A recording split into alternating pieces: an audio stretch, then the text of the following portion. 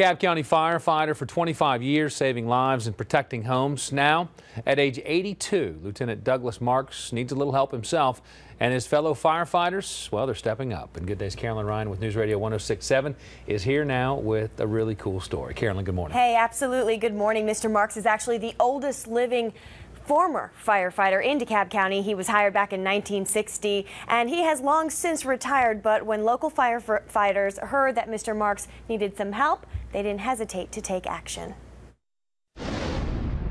At age 82, Douglas Marks has emphysema, dementia, and he's suffered multiple strokes. His wife, Maxine, has had to call for help many times. I could not count how many times. I think every shift that I've been over there, and I don't know how many firemen have been in my house.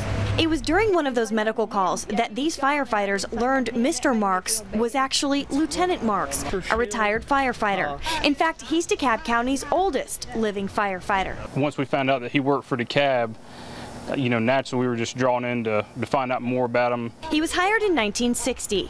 At that time, they had 32 employees, and it was just one big family.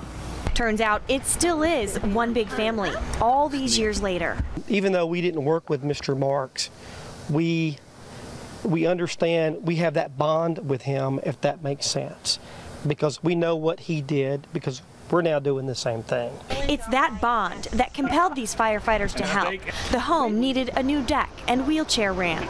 Oh, they had me screwing deck boards down, hauling lumber. So they came over on their day off and took care of it.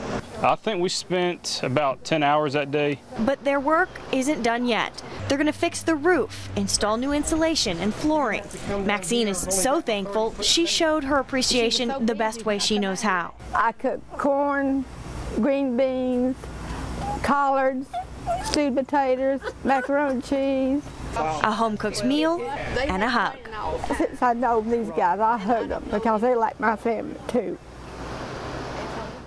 And the firefighters are dedicated to finishing the work that needs to be done on the home, but they could use some help.